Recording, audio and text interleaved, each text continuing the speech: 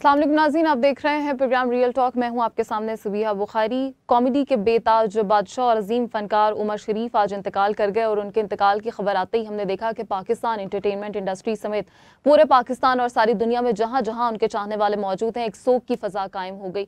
उमर शरीफ बिलाशुबा एक अजीम फनकार थे और उनको ट्रिब्यूट पेश करने की हमने कोशिश की है। एक छोटी सी रिपोर्ट है, आइए आपको दिखाते हैं।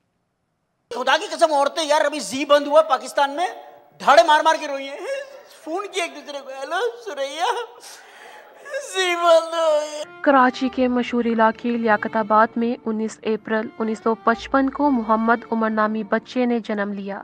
बादशाह वो बच्चा कॉमेडी किंग उमर शरीफ के नाम से दुनिया भर में मशहूर हुआ। 14 बरस की उम्र में स्टेज ड्रामों से अपने करियर का आगाज किया और कॉमेडी की दुनिया में कामयाबियां समेटी।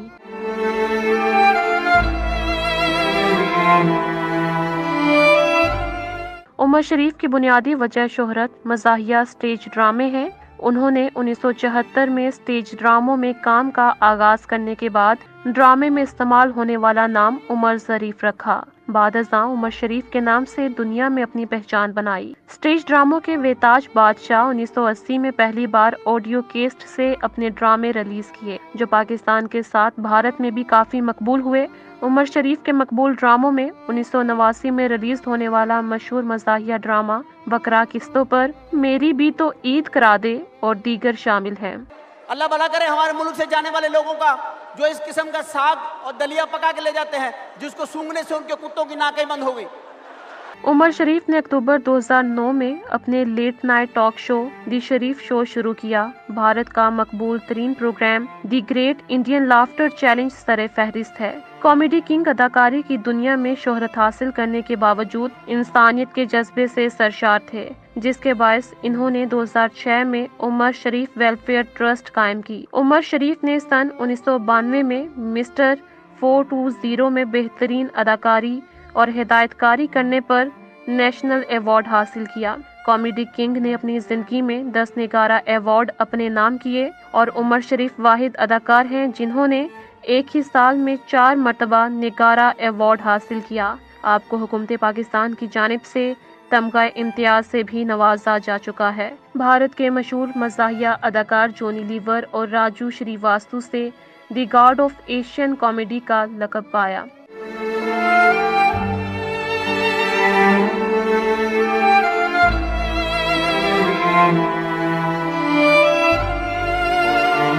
उमर शरीफ दिल, गुर्दे और शुगर के आर्जे में मुब्तला थे। उमर शरीफ को गुज़िश्ता माह हार्ट अटैक आया था।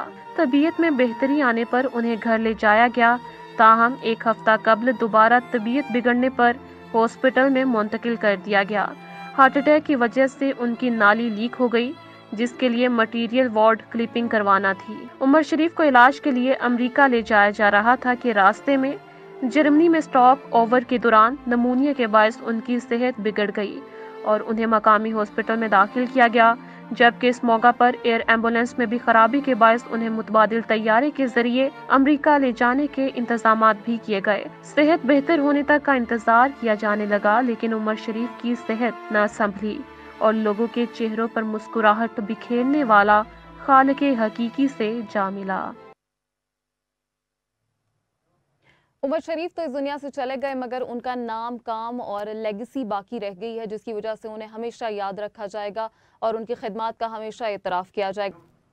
कल एक बहुत बड़ी खबर पाकिस्तानी मीडिया की जीनत बनी, जिसकी तस्दीक खुद वज़ीर आज़म पाकिस्तान इमरान खान ने की कि वतन अजीज़ के अमन और सलामती के लिए सबसे बड़ा ख़तरा समझी जाने वाली तंजीम TTP यानी तहरीक तालिबान पाकिस्तान के कुछ ग्रुप से हुकूमती सतह पर अफगानिस्तान में मुज़ाकरात हो रहे हैं।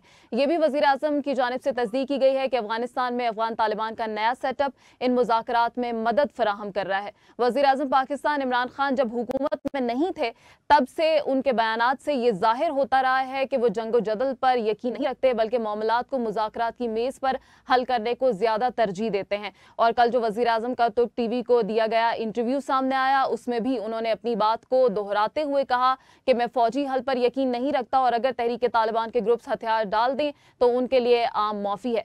सदर पाकिस्तान डॉक्टर आरिफ अलवी का बयान भी इस हवाले से सामने आ चुका है, जिसमें उनका कहना था कि अगर TTP के ग्रुप्स हथियार डालकर पाकिस्तान के आइन को तस्लीम कर लें तो उनके लिए आम माफ़ी के लिए सोचा जा सकता है। है, मगर टीटीपी की जानिब से इस पेशकश को यकसर मुस्तरद कर दिया गया था। वफाकी वजीर इत्तलात फवाद चौधरी ने कल वजीर आजम के इंटरव्यू के हवाले से अपने बयान में कहा कि रियासत को ऐसे लोगों को मौका देना चाहिए कि वो जिंदगी के धारे में वापस आ सकें। अब इस हवाले से बहुत से सवालात हैं जो जन्म ले रहे हैं, जिनके जवाबात आना बहुत जरूरी हैं। मसलन तहरीक तालिबान पाकिस्तान से मुज़ाकरात पहली मरतबा नहीं हो रहे, पिछली हुकूमतों में भी होते रहे हैं, मगर इसके बावजूद हमेशा से पाकिस्तान में दहशतगर्दी की कार्रवाइयां की जाती रही हैं। और सबसे हौलनाक वाकया आर्मी पब्लिक स्कूल का था, जिसमें छोटे बच्चों को निशाना बनाया गया और इसकी जिम्मेदारी खुद तहरीक तालिबान पाकिस्तान की जानिब से कबूल की गई थी, जिसके नतीजे में एक नेशनल एक्शन प्लान के जरिए इनको खत्म करने के लिए हमारी सिक्योरिटी फोर्सेस ने बहुत सी कुर्बानियां दी हैं। अब जबकि तहरीक तालिबान कमजोर पड़ गई है तो मुज़ाकरात क्यों किए जा रहे हैं? और इसके अलावा हालिया दिनों में दहशतगर्दी और आम माफी की पेशकश ठुकराने के बावजूद मुज़ाकरात की कामयाबी के कितने इम्कानात मौजूद हैं, इसी हवाले से बात करेंगे हम आज के प्रोग्राम में। मेहमानों का आपसे तारुफ करवाते हैं। हमारे से टेलीफोन लाइन के जरिए तज्जिया नगार सलमान आबिद साहब मौजूद हैं और एंकर पर्सन ताई महमूद साहब ने भी हमें टेलीफोन लाइन के जरिए ज्वाइन किया। आप दोनों मेहमानों का बहुत शुक्रिया अदा करते हैं। सलमान आबिद साहब, सबसे पहले आप ही की जानिब आना चाहूंगी। अब जबकि वो हुकूमत भी बाकी नहीं रही और तालिबान भी ये कह चुके हैं कि हमारी सरजमीन किसी के खिलाफ दहशतगर्दी के लिए इस्तेमाल नहीं होगी और तहरीक तालिबान भी कमजोर पड़ गई है, ऐसे में आप मुज़ाकरात को किस तरह से देख रहे हैं? दुनिया में जहाँ भी जंगें होती हैं, जंगों के बाद जो है मामलात जो है वो बातचीत हुकूमत के जरिए ही हल होते हैं। यही दुनिया की सियासी तारीख भी है। और अगर अमेरिका तालिबान के साथ मुज़ाकरात कर सकता है तो पाकिस्तान तहरीक तालिबान से बातचीत करे तो कोई मसला नहीं है। असल मसला सिर्फ ये है कि ये मुज़ाकरात अगर पाकिस्तान करने की कोशिश कर रहा है और उसमें अफगान तालिबान उनको फैसिलिटेट कर रहे हैं तो उस पर पूरी कौम को इत्तेमाद में लेने की जरूरत है, पार्लियामेंट को इत्तेमाद में लेने की जरूरत है। और ये भी पता चलना चाहिए कि मुज़ाकरात किन शराइत की बुनियाद पर हो रहे हैं। तो मेरा ख्याल है कि ये एक पहलू है जिससे हुकूमत पे तनकीद की जा सकती है, क्योंकि अभी तक हमें नहीं मालूम कि मुज़ाकरात किन शराइत के ऊपर और किस तरीके से हो रहे हैं और कौन से ग्रुप हैं जो इस वक्त मुज़ाकरात चाहते हैं। क्योंकि तालिबान के अंदर भी मुख्तलिफ किस्म के धड़े हैं ना, हर धड़ा तो मुज़ाकरात नहीं चाहता। कुछ लोग अगर मुज़ाकरात चाहते हैं और उन पर संगीन नौयत के मुकदमात नहीं है तो उनसे बातचीत का निकलना चाहिए, मुझे तो उसमें कोई इतराज लगता नहीं है। और दूसरी बात यह कि जिन लोगों पर संगीन नौयत के मुकदमात है उनके ऊपर बात होनी चाहिए। जिस तरह से इस के वाक़े के अंदर जो लोग मुलव्वस हैं उनके बारे में सख्त रवैया अपनाने की जरूरत है। और दूसरी बात यह कि इसमें क्योंकि अफगान तालिबान भी हमें फैसिलिटेट कर रहे हैं और अफगानिस्तान में तालिबान ने हमें जमानत भी दी है कि यहाँ से जो तहरीक तालिबान के लोग अफगानिस्तान में हैं वो पाकिस्तान की अफगान सरजमीन को दहशतगर्दी के लिए इस्तेमाल नहीं करेंगे। तो मेरा ख्याल है कि अभी देखें ये तो इब्तिदाई बातचीत है, मालूम भी नहीं कि मुज़ाकरात किसी सर चढ़ते भी हैं नहीं चढ़ते। अफगान ये जो तहरीक तालिबान पाकिस्तान है वो किस तरीके से इस सारे प्रोसेस में आगे बढ़ते हैं। तो मेरा ख्याल है कि अभी बहुत सी बातें हैं, अभी हमें फौरी तौर पर जो है ना इसका कोई नतीजा नहीं निकालना चाहिए। लेट्स सी, देखते हैं कि अफगान तालिबान और तहरीक तालिबान पाकिस्तान क्या रिस्पांस देते हैं और पाकिस्तान भी किस तरीके से मुज़ाकरात के अमल को आगे बढ़ाता है। लेकिन अगर मुज़ाकरात होंगे तो मेरा ख्याल है कि किसी नतीजे पे पहुंचना चाहिए। देखिए ये हम मैंने आपको जैसे कहा कि अगर मुज़ाकरात कर रहा है तालिबान के साथ, तो किए हैं उसने और उसी तालिबान के साथ मुज़ाकरात किए हैं जिसको वो 10 दिन में खत्म करने आया था, तो वो तो खत्म नहीं हो सके। तो फाइनली फिर उनसे मुज़ाकरात का रास्ता इख्तियार किया गया। ठीक है ताहिर साहब, इसी सवाल को आपकी जानिब लेके आना चाहूँगी। अभी जब तहरीक तालिबान भी तकसीम हो गई है और फिर हम देख रहे हैं कि तालिबान की जानिब से भी ये कह दिया गया है कि कोई दहशतगर्दी नहीं होने देंगे, फिर हम मुज़ाकरात करके उनकी हैसियत को क्यों तस्लीम कर रहे हैं जबकि हम उन्हें हथियार डालने पर भी मजबूर कर सकते हैं और उनको आसानी से ख़त्म भी कर सकते हैं? देखिए हैसियत जो है तालिबान की, ये जिनका जिक्र हो रहा है, हैसियत उनकी है, हैसियत से इनकार नहीं किया जा सकता। और वज़ीर आज़म साहब ने जो ये तुर्क टीवी को इंटरव्यू दिया है उस इंटरव्यू में उनका ये कहना था कि कालदम तहरीक तालिबान पाकिस्तान अगर हथियार डाल दें तो इन्हें माफ किया जा सकता है। माफ कर नहीं दिया गया। पहली बात तो ये है कि जब वो हथियार डालेंगे तो उन्हें माफ किया जा सकता है। और दूसरी बात ये है कि वो मगर मुज़ाकरात का क्या मतलब होता है? मुज़ाकरात का करने का तो यही मतलब होता है ना कि अगर वो ये हमारी बात मान जाएं तो फिर वो आम शहरियों की तरह अपनी जिंदगी गुजार सकते हैं। इनमें मैं थोड़ी सी ये वजाहत कर दूं, आर्मी पब्लिक स्कूल का जो सान्या हुआ था उसमें जो ग्रुप मुलव्विस हैं उनको बिल्कुल भी उनके साथ कोई मुज़ाकरात नहीं हो रहे, ना उनके साथ कोई सुलह सफाई हो रही है। इसके बाद इसके अलावा GSQ पे जिन लोगों ने हमला किया था उनसे भी कोई मुज़ाकरात नहीं हो रहे। 80,000 के करीब हम कुर्बानियां दे चुके हैं। लेकिन ये जो संगीन जुराइम में मुलव्विस हैं तहरीक तालिबान पाकिस्तान के ग्रुप है, इनमें भी ग्रुप है जो ग्रुप संगीन के ये मुकदमात में या संगीन किस्म के वाकयात में जो मुलव्वस पाए गए हैं, जिन्होंने ये जिम्मेदारियां कबूल की हैं, उनको माफ नहीं किया जा रहा। और ये ऐसा नहीं है कि आम माफी का ऐलान किया जा रहा है, ऐसा नहीं है, ये आम माफी नहीं है। तहरीक तालिबान के भी चंद ग्रुप जो हैं वो मुखालिफ से बात करना चाह रहे हैं, और चंद ग्रुप जो हैं वो TTP में काफी ज्यादा ग्रुप हैं। अगर उनमें से चंद ग्रुप जो है वो मुखालिफ की बात करना चाह रहे हैं तो इसमें कोई हर्ज नहीं है। और देखिए, इमरान खान साहब अरसा दराज से ये कह रहे हैं कि इस मसले का फौजी हल नहीं है, आप इनको फौजी ताकत से कुचल नहीं सकते, ना इनको आप खत्म कर सकते हैं, इनका हल सिर्फ मुज़ाकरात है। और ये एक मैं आपको ये भी बताता चलूं कि आलमी ताकतें जो हैं जो इस खित्ते में अमन व अमान नहीं चाहती, वो इन तीनों ग्रुप्स को, ये 3 ग्रुप हैं जो इस वक्त हिट लिस्ट में है, इनमें दाइश है, इनमें TTP है और इनमें अलकायदा है। ये इन तीनों ग्रुप्स को ये फंडिंग भी करेंगे, इनको डॉलर भी देंगे, इनको असला भी काम किया जाएगा कि वो आलमी ताकतें हैं जो स्टेबिलिटी नहीं चाहती इस खित्ते में, अफगानिस्तान में, पाकिस्तान में और ईरान में स्पेशली जो स्टेबिलिटी नहीं चाहती, वो इनको सपोर्ट करेंगी, इनको इकट्ठा करने की कोशिश करेंगी। तो ये हमारी ये जो कोशिश है, इनसे जो मुज़ाकरात की कोशिश हो रही है, ये एक बड़ी अच्छी कोशिश है। अगर हम इनमें कामयाब हो जाते हैं तो इसके हमें जो है वो काफी फायदे होंगे, काफी फायदे होंगे। एक तो ये है कि तहरीक तालिबान जो है पाकिस्तान में हो जाएगी। ठीक है ताहिर साहब, जिस तरह से आपने भी जिक्र किया और सलमान आबिद साहब ने भी जिक्र किया कि TTP के बहुत से ग्रुप्स हैं, माजी में भी हमने देखा कि पिछली हुकूमतों में भी इनसे मुज़ाकरात होते रहे। आप चंद ग्रुप से मुज़ाकरात कर लेते थे, वो मुज़ाकरात की मेज़ पे आ जाते थे, आपकी शराइत भी मान लेते थे, मगर वो ग्रुप्स जिनको दुश्मन अनासर की जानिब से फंडिंग होती है वो फिर दहशतगर्दी में मुलव्वस पाए जाते थे। तो अगर आज भी ऐसे ही हो रहा है कि ग्रुप्स इकट्ठे नहीं हैं और वो अलग हैं और आधे अलग हैं, तो फिर इन मुज़ाकरात का क्या फ़ायदा होगा? देखिए, इनको किसी तरीके से इनको कमजोर तो करना है ना, इनको इस लेवल पे लेके आना है कि जो ग्रुप जो है वो शदीद किस्म के शिद्दत पसंदाना दहशतगर्दाना कार्रवाइयों में मुलव्वस थे, वो कमजोर हो जाएं और वो भी इस बात के लिए मजबूर हो जाएं या वो सरेंडर कर दें, खुद को गिरफ्तारी के लिए पेश कर दें और उनसे उन चीजों का हिसाब लिया जाए जिन्होंने ये मासूम बच्चों का APS जो सानिया APS है, वो मासूम बच्चों की जाने, वहाँ पे बच्चों को जिदा किया गया, मारा गया, तो जो इन्होंने वो किया था इनसे उसका हिसाब लिया जाएगा। ऐसा नहीं होगा कि सबको आम माफी का ऐलान कर देंगे जी खान साहब के सबको हम माफ कर रहे हैं, ऐसा बिल्कुल भी नहीं है। लेकिन ये कुछ ग्रुप्स हैं, मैं पहले भी अर्ज कर चुका हूँ, तो और ये इनके खिलाफ संगीन तरीन कार्रवाइयां होना शुरू हो गई हैं। पैरेलल ये है, अब हो क्या रहा है कि अफगानिस्तान में भी कार्रवाइयां हो रही हैं, इनके ठिकाने जो हैं वो तबाह किए जा रहे हैं और इनको चुन चुन कर मारा जा रहा है और सख्तरीन कार्रवाइयां हो रही हैं। और पाकिस्तान में भी ऐसे ही इंतहा पसंदों को, ऐसे दहशतगर्दों को जिनके ताने बाने इंडिया से जुड़े हुए हैं या फिर ऐसी आलमी कुव्वतों से जिनका मकसद ही पाकिस्तान को अज़फरनो कमजोर करना, पाकिस्तान को नुकसान पहुंचाना, पाकिस्तान की अवाम को नुकसान पहुंचाना है, जिनके ताने बाने इंडिया से जुड़े हुए हैं, इनके खिलाफ जो है ना वो ऑपरेशन जारी है, इनको मारा जा रहा है, चुन चुन के मारा जा रहा है। अभी आप देखिए, कल भी हमारे एक कैप्टन जो है वो शहीद हुए हैं और काफी दहशतगर्द जो है वो भी जहन्नुम वापस। ठीक है, मुझे इसी सवाल का जवाब सलमान साहब से भी लेने दें। सलमान साहब, जिस तरह से तहरीक तालिबान के ग्रुप्स तकसीम हैं, तो क्या आप समझते हैं कि वो सारे ग्रुप्स इकट्ठे हो गए हैं, फिर उनसे मुज़ाकरात किए जा रहे हैं? और अगर अलग अलग हैं तो वो ग्रुप से जिनको फंडिंग हो रही है उनको किस तरह से हम उनसे किस तरह बातचीत करेंगे और उनको किस तरह हथियार डालने पे मजबूर करेंगे? इनसे एक ग्रुप से मुज़ाकरात हो जाते हैं तो दहशतगर्दी का खतरा तो फिर भी मौजूद रहेगा। देखिए, बात यह है कि इमरान खान साहब ने वजाहत कर दी है कि चंद ग्रुपों के साथ मुज़ाकरात हो रहे हैं, पूरी तरीके तालिबान के साथ तो मुज़ाकरात नहीं हो रहे हैं, उसकी तो नफी की है। तो जो चंद ग्रुप मुज़ाकरात करना चाहते हैं तो देखते हैं कि मुज़ाकरात का क्या नतीजा निकलता है, और जो ग्रुप मुज़ाकरात नहीं करना चाहते हैं उनके बारे में रियासत की पॉलिसी वही रहेगी कि हमने उनको हर सूरत में ताकत के साथ एलिमिनेट करना है, और काफी हद तक हमने एलिमिनेट भी किया हुआ है। अब उनमें से कुछ लोग जो है वो अफगानिस्तान के अंदर जो है मौजूद है, जिनके साथ पाकिस्तान की हुकूमत की बातचीत चल रही है अफगान तालिबान के साथ कि वो या तो उनको हमारे हवाले करें तो या फिर इस बात की जमानत देंगे ये लोग पाकिस्तान के अंदर किसी किस्म की दहशतगर्दी की कार्रवाई नहीं करेंगे। मेरा ख्याल है कि जो लोग सख्त गिर हैं और किसी किस्म का कॉम्प्रोमाइज करना नहीं चाहते, रियासत उनके साथ कोई जो है ना वो समझौता नहीं करेगी और ना कर रही है।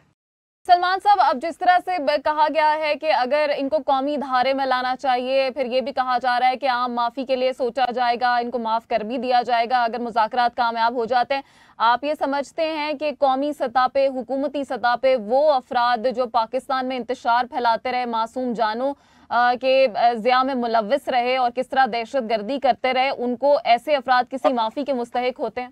अमेरिका ने कहा है ना आपको, अगर आप दुनिया की तारीख से तो फाइनली जंग के नतीजे में फिर जो है मुज़ाकरात ही होते हैं। आपको एमकेएम ने कराची के अंदर जो कत्ल वारत की थी, तो फाइनली अपनी कराची में एमकेएम के लोगों के साथ हमला करा गया था। इसी तरीके से बलूचिस्तान लिबरेशन आर्मी में से विड्रॉ किया और उन्होंने रियासत सरेंडर किया, फिर उनके लिए आम माफी का ऐलान किया गया। अभी मैंने आपको मिसाल बताई है कि अमेरिका ने अफगान तालिबान के साथ मुज़ाकरात किए, जिनको वो खत्म करने आए थे, फाइनली उनके साथ मुज़ाकरात का रास्ता इख्तियार किया गया और वो लोग जो अमेरिका को मजबूर थे उनके लिए भी नरम गोशा इख्तियार किया गया। तो ये दुनिया की तारीख में होता है। सिर्फ हमें ये देखना है कि मुज़ाकरात किन शराइत पे हो रहे हैं, किन शराइत के ऊपर समझौता होता है, उसमें रियासत अपनी रिट किस हद तक मजबूत दिखाती है। ये हैं वो सवालात जो मुज़ाकरात के कॉन्टेक्स्ट में फिर हम देखेंगे कि पाकिस्तान किस तरीके से इन लोगों के साथ मुज़ाकरात करता है और किन शराइत पे मुज़ाकरात होते हैं। ठीक। ताहिर साहब, आप समझते हैं कि कोई भी शराइत हो, किसी भी तरह के मुज़ाकरात हो रहे हों, क्या ये अफराद माफ़ी के मुस्तहिक हैं? देखिए, ये एक छोटा सा इसका जो रिएक्शन है वो सामने आ गया है। शुमाली वज़ीरिस्तान में तहरीक तालिबान पाकिस्तान ने सीज फायर कर दिया। ये जो मुफाहमत हो रही है, ये जो मुज़ाकरात हो रहे हैं, ये उन्हीं की वजह से हुआ है। शुमाली वज़ीरिस्तान में इन्होंने सीज फायर कर दिया। और दूसरे नंबर पर मैं आपको बताता चलूँ कि अभी ताज़ा तरीन जो वाक़या हुआ है, ईरान और पाकिस्तान की जो सरहद है वो पार करके आने वाले 10 खतरनाक जो दहशतगर्द हैं वो पकड़े गए हैं और उनसे असला भी बरामद हुआ है। और फिर इधर पाकिस्तान के अंदर की बात करें, अगर अंदर की बात आप सुन लें तो इनके पास यानी उन दहशतगर्दों के पास से पाकिस्तान के पासपोर्ट और पाकिस्तान की शनाख्ती कार्ड तक जो है ना वो बरामद हुए हैं। और ये भी तहकीकात हो रही है कि आखिर सिस्टम के अंदर ऐसे कौन से अनासर हैं जो ये काम कर रहे हैं, यानी दहशतगर्द जो आते हैं इनको इनके सहूलतकार पहले से यहाँ मौजूद हैं, वो ईरान से आए, अफगानिस्तान से आए या इंडिया से आए या किसी भी जगह से आए, तो इनके सहूलतकार पहले से यहाँ मौजूद हैं जो इनको शनाख्ती कार्ड बना के देते हैं, इनको पासपोर्ट बना के देते हैं। लेकिन वो हैं ईरानी, वो ईरानी 10 ईरानी पकड़े गए हैं जिनसे ये सारा कुछ बरामद हुआ है। ये एक मैं आपको बताऊं, ये खतरनाक खेल खेला जा रहा है।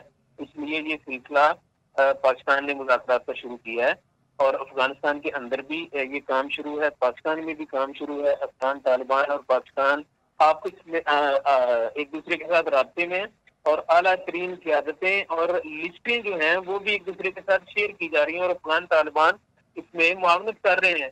और इसका नतीजा क्या निकलेगा? बिल्कुल, मैं इसी सवाल की तरफ आ रही थी कि आप टीटीपी से मुज़ाकरात में अफगान तालिबान का कितना अहम किरदार देख रहे हैं इस वक्त?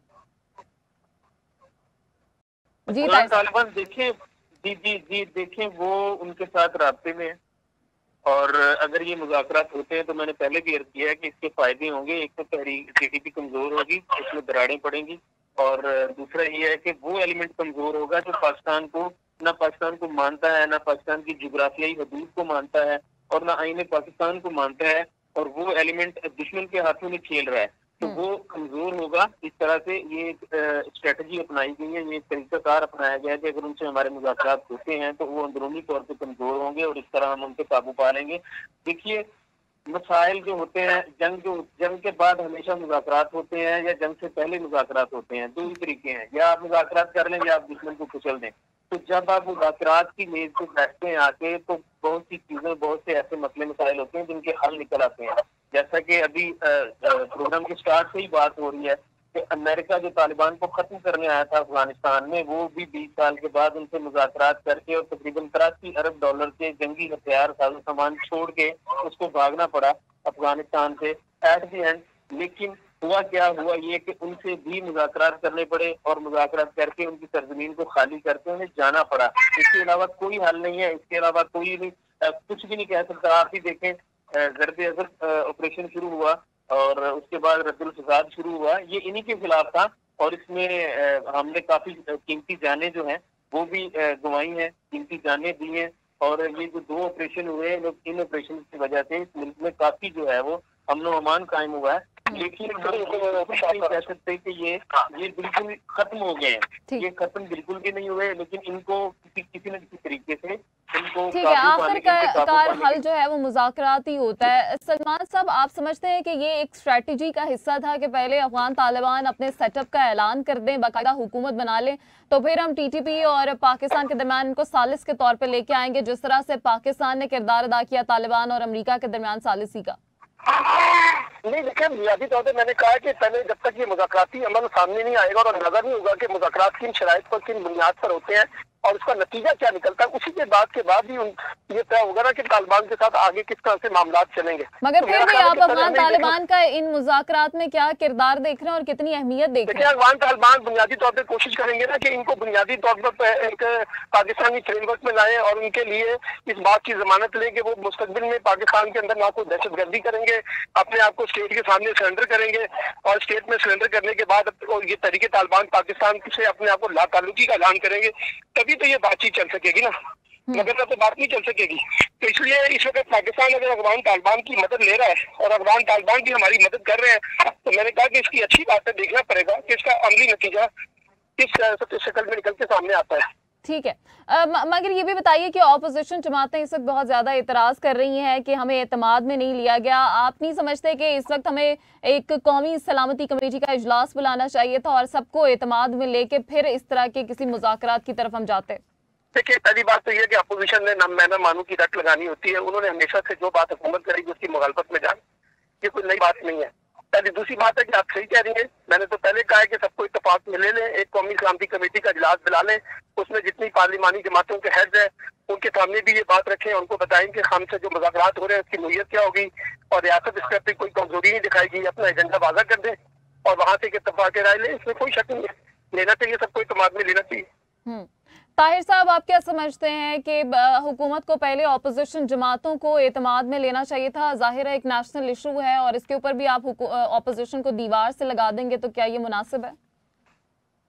देखिए, बिल्कुल बात तो किसी हद तक बिल्कुल ठीक है, एतमाद में तो लेना चाहिए था, पूरी कौम को एतमाद में लेना चाहिए था, ऑपोजिशन जमातों को एतमाद में लेना चाहिए था, पार्लियामेंट में इसके ऊपर बाकायदा जो है ना एक सेशन होना चाहिए था, सबकी मुशावरत के साथ ये सारा कुछ होना चाहिए था। लेकिन बात फिर वही है, मुझे आप कोई एक ऐसा टॉपिक बता दें, एक ऐसा मौजू बता दें, एक ऐसा मसला बता दें जिसके ऊपर अपोजिशन जो है वो उसने हुकूमत की तायद की हो। माजी में तो शायद ये अपने मुफादात, आप मुझे एक ऐसी चीज बता दें जिस पे हुकूमत ने ऑपोजिशन को कॉन्फिडेंस में लेने की कोशिश की हो। अपोजिशन को कॉन्फिडेंस में लेने की गवर्नमेंट तो कोशिश कर रही है, वो कह रही है ईवीएम मशीन के लिए आए, आके बैठे हमारे साथ बात करें, वो तैयार ही नहीं है। वो कहते हैं जी नहीं, ओवरसीज पाकिस्तानी के लिए वो गवर्नमेंट कह रही है आएंगे, उनको वोट का हक दें, वो कहते हैं जी नहीं, इनको नहीं देना, ये तो बाहर बैठे हैं, इनको क्या पता। देखिए, ये दो बुनियादी मसले हैं इस मुल्क के जिनको लेके गवर्नमेंट चल रही है, लेकिन अपोजिशन बिल्कुल भी इनकी सपोर्ट नहीं कर रही। और देखिए, तीसरा मामला चेयरमैन नैब का है। चेयरमैन नैब के हवाले से अभी कुछ ही दिनों में ऑर्डिनेंस आने वाला है, वो आपके सामने आ जाएगा, आपको भी पता चल जाएगा, हमें भी पता चल जाएगा कि उनकी मुद्दत मुलाजमत में तोसीह होती है या नहीं होती। वो तो सदारती ऑर्डिनेंस से ऑफिशियली होनी होती है। हम जब से इस हुकूमत को देख रहे हैं, जो भी बयानात सामने आते हैं मीडिया पे, उनसे ऐसा लगता है कि हुकूमत पहले फैसला कर लेती है, फिर ऑपोजिशन को पे उसको मुसल्लत करने की कोशिश करती है, बुलडोज करने की कोशिश करती है और उसके बाद कहती है कि देखिए ऑपोजिशन हमारे साथ मुज़ाकरात की मेज पे नहीं आई। जब से ये हुकूमत इख्तिदार में आई है, हम तब से ऐसे देख रहे हैं। बात ही खत्म कर दी है। देखिए, उन्होंने बात ही खत्म कर दी है। उन्होंने ये कहा है कि जो बंदा नैब को मतलूब है, हम उसके साथ कैसे मुशावरत करें बैठ के। सबसे पहली बात तो ये, या तो इखलाकी तौर पे वो रिजाइन करें, उनकी जगह पे पोजीशन लीडर कोई और आए, वो आके बैठे, फिर उनकी मुशावरत शुरू हो जाए। और ये जो मसला है जिस पे आज हम डिस्कस कर रहे हैं, जो टीटीपी के हवाले से, तरीके तालिबान पाकिस्तान के हवाले से, उनके साथ अगर कोई मुज़ाकरात हो रहे हैं, तो ये बिल्कुल भी ऐसा नहीं होगा कि उनके साथ कोई खुफिया मुज़ाकरात हो जाएंगे और उसके बारे में किसी को बताया नहीं जाएगा। ऐसा कुछ भी नहीं होगा। हम ये समझते हैं, हमारी ये ज़ाती राय है, ये गलत भी हो सकती है, हम ये समझते हैं कि अगर उनके साथ मुज़ाकरात हो जाते हैं और उनमें से कुछ ग्रुप जो हैं वो सरेंडर कर देते हैं, वो अपने हथियार फेंक देते हैं, उसके बाद उनको माफ कर दिया जाता है, तो वो कमजोर हो जाएंगे।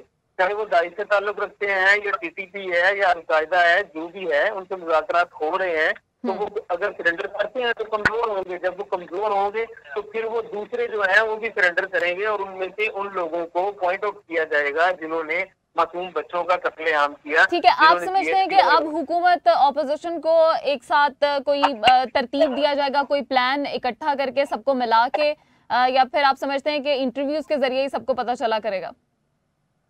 देखिए, अपोजिशन को मैं पहले भी अर्ज कर चुका हूँ ना, ये किसी चीज पे इत्तेफाक करें तो फिर इनको कोई इत्तेफाक में लेना।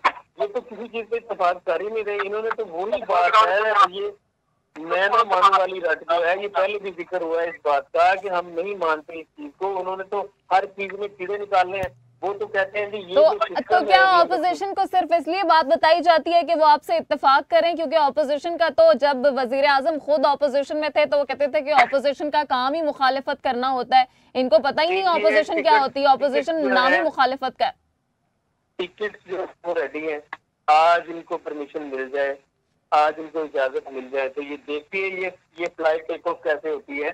आप देखिए, टिकट बिल्कुल रेडी है, सारा कुछ तैयार है। इनके मुकदमे खत्म कर दिए जाए, इनके ऊपर किसी किस्म के कोई केस ना रहे, तो फिर ये कहेंगे कि गवर्नमेंट बिल्कुल सीधे रास्ते पे है, मुल्क तरक्की कर रहा है, मुल्क जो है वो बड़ी खुशहाली है, मुल्क में कोई महंगाई नहीं है, सारा कुछ सब कुछ A to Z सब कुछ ठीक हो जाएगा जैसे ही इनके जाती जो मसाइल हैं। ठीक है, ये बात किसी और तरफ जा रही है। सलमान साहब, ये बताइए कि अगर अभी हुकूमत कहती है कि मुज़ाकरात कामयाबी की तरफ जा रहे हैं और फिर से हम माजी की तरह की सूरत हाल देखते हैं कि एक तरफ कहा जा रहा है कामयाब हो रहे हैं, दूसरी तरफ दहशतगर्दी के वाक़यात हो रहे हैं। अभी कल भी वज़ीर दाखिला का एक बयान सामने आया था कि दहशतगर्दी का बहुत खतरा मौजूद है। तो ये बताइए कि फिर इसके बाद हुकूमत की क्या हिकमत अमली होनी चाहिए? देखिए, अभी हुकूमत की हिकमत अमली यही है कि इन लोगों के साथ मुज़ाकरात करने की कोशिश कर रही है। अगर मुज़ाकरात नतीजा तेज होंगे तो मामला आगे बढ़ेंगे, अगर नहीं बढ़ेंगे तो यकीनी तौर पर फिर इन लोगों के खिलाफ सख्त एक्शन भी लिया जाएगा। दहशतगर्दी के वाक़यात में भी इजाफा हो सकता है। ये लोग भी रिएक्ट करेंगे तो दो तरफा जंग है, तो देखेंगे कौन कौन किसको पता करता है। ताहिर साहब, आप बताइए कि क्या अफगान तालिबान को साथ मिला के फिर इनको खत्म करने की कोशिश की जाएगी? क्या हिकमत अमली होगी हुकूमत की अगर मुज़ाकरात नाकाम हो? सबसे पहली बात यह है कि वजीर आजम इमरान खान साहब ने उस इंटरव्यू में ये क्लियरली ये बात कही है कि हम भी नहीं जानते बात नतीजा खेज होगी या नहीं। सबसे पहली बात ये है, अगर वो हथियार डाल दें, और जबकि हम देख रहे हैं कि सदर पाकिस्तान डॉक्टर आरिफ अलवी पहले कह चुके हैं ये बात, और फिर उसके 4 दिन के बाद ही तहरीक तालिबान पाकिस्तान की जानिब से उस पेशकश को मुस्तरद कर दिया गया बाकायदा तौर पे। अब देखिए, ये ऐसी बातें होती रहती हैं। पेशकश को उन्होंने अगर मुस्तरद किया है तो उनको जो चुन चुन कर मारा जा रहा है वो भी टारगेट किया जा रहा है, उन्हें नजर आ रहा है। अब वो अपने आप को बचाने के लिए शायद वो साइड पे आए हैं कि मुज़ाकरात कर लें, उनके साथ एक मेज पे बैठ जाएं और अपनी जान बचा लें और सरेंडर कर दें। देखिए, चीजें होती हैं तो नजर कुछ और आ रही होती है, लेकिन हकीकत में कुछ और होती है। तो ये जो मेरे ख्याल में ये हो रहा है, मुज़ाकरात इनसे हो रहे हैं, तहरीके तालिबान से हो रहे हैं। अगर मुज़ाकरात नहीं होते बात तो फिर वही पहले वाली बात आ जाएगी कि इनको फंडिंग की जाएगी, इनको डॉलर भी दिए जाएंगे, इनको असला भी दिया जाएगा कि इस खित्ते में स्टेबिलिटी नहीं आनी चाहिए। इस खित्ते में अगर स्टेबिलिटी आती है तो इसका सबसे ज्यादा नुकसान किसे है? इंडिया को है, इसका सबसे ज्यादा नुकसान इसराइल को है, इसका सबसे ज्यादा नुकसान अमेरिका को है, और ये तीनों आपस में ऐसे। ताहिर साहब, आप समझते हैं कि अफगान तालिबान भी शायद इसलिए सालिसी का किरदार अदा कर रहे हैं कि अगर दहशतगर्दी के वाकयात होते हैं तो जाहिर है अफगान तालिबान में से भी ऐसे कुछ ग्रुप्स होंगे जो टीटीपी का साथ देने के लिए खड़े हो जाएंगे, तो वो खुद को भी एक इंतशार से और तकसीम होने से बचा रहे हैं? देखिए, अफगान तालिबान ने इस चीज की यकीन दहानी करवाई है कि अफगानिस्तान की सरजमीन दहशतगर्दाना कार्रवाइयों के लिए इस्तेमाल नहीं होगी, पाकिस्तान के लिए भी और तमाम हमसाया ममालिक के लिए भी। अब आप भी जानती हैं कि दाइश खरासान जो है वो अफगानिस्तान में ही है, अफगानिस्तान में उनका वजूद भी है। ये जो यूएसए की जब फौज इनकलाब कर रही थी काबुल एयरपोर्ट पर, तो उन्होंने सुसाइड अटैक्स भी किए हैं वहाँ पे, उन्होंने कुछ हमले किए हैं, उसमें काफी जाने भी गई हैं। तो ये दाइश खरासान तो ऑलरेडी मौजूद है। अगर ये इनसे मुज़ाकरात नहीं करवाते तालिबान जो है अफगानिस्तान में, जो इस वक्त कंट्रोल हासिल कर लिया है, जिन्होंने अपनी गवर्नमेंट का भी बाकायदा ऐलान कर दिया अफगानिस्तान में, अगर ये मुज़ाकरात नहीं करवाते, मुज़ाकरात नहीं होते, तो उनकी सबसे बड़ी जो पनाहगाह है वो अफगानिस्तान ही है। ये तहरीके तालिबान पाकिस्तान की पनाहगाह भी उधर ही है। ये अगर ये सारा कुछ नहीं होता तो वो ऑब्वियसली उनकी सरजमीन जो है वो दहशतगर्दाना कार्रवाइयों के लिए इस्तेमाल हो रही होगी, जैसा कि उन्होंने पूरी दुनिया को यकीन दहानी करवाई है, हमसाया ममालिक को यकीन दहानी करवाई है कि उनकी सरजमीन दहशतगर्दाना कार्रवाइयों के लिए इस्तेमाल नहीं होगी। अगर ये मुज़ाकरात नहीं होते या किसी ऐसी टेबल पे वो नहीं बैठते तो बिल्कुल डेफिनेटली यकीनी तौर पे यही समझा जाएगा कि अफगानिस्तान की सरजमीन जो है वो दहशतगर्दाना कार्रवाइयों के लिए इस्तेमाल हो रही है और पाकिस्तान पे भी अटैक हो रहे हैं और दूसरे ममालिक पे भी अटैक हो रहे हैं। तो इसलिए जो तालिबान है वो कोशिश कर रहे हैं कि इनकी मसालत हो जाए, ये एक मेज पे बैठ जाए, इनके मुज़ाकरात कामयाब हो जाए और ये सरेंडर कर दें और अपने आप को इनके हवाले कर दें और जज़ा और सज़ा का जो सिलसिला है वो जारी सारी। ठीक है, खित्ते के अमन के लिए और अफगानिस्तान हुकूमत, तालिबान हुकूमत के लिए भी बहुत ज़रूरी है कि मुज़ाकरात हो जाएं। सलमान आबिद साहब, ये बताइए कि अगर मुज़ाकरात ये कामयाब हो जाते हैं तो शुमाली वज़ीरिस्तान, हमारे ट्राइबल एरियाज़ जो हैं वहाँ के अमन के लिए ये एक बहुत बड़ी रुकावट थी कि वहाँ पे दहशतगर्दी कार्रवाइयाँ होती थी, सिक्योरिटी फोर्सेस वहाँ पे एंगेज रहती थी। तो ये कितना फ़ायदा हो जाएगा वहाँ के लिए और अमन के रास्ते में कितना बड़ा संगे मील जो है वो तय होगा?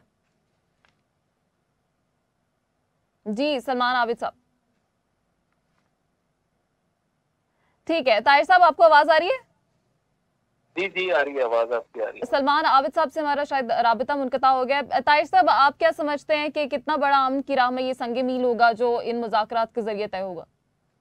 देखिए, वज़ीर-ए-आज़म इमरान खान ने सबसे पहले जब ये बात उठी थी हमारे मुल्क में, बल्कि पूरी इंटरनेशनल मीडिया पे भी उठी थी ये अमेरिका के हवाले से कि वो कोई एयर बेसिस चाहते हैं कि उनको दी जाए पाकिस्तान में, और हालांकि बाकायदा तौर पे उन्होंने इस चीज की डिमांड नहीं की थी पाकिस्तान से, लेकिन बिल्कुल मीडिया के थ्रू ये सारी चीजें पूछी जाती हैं।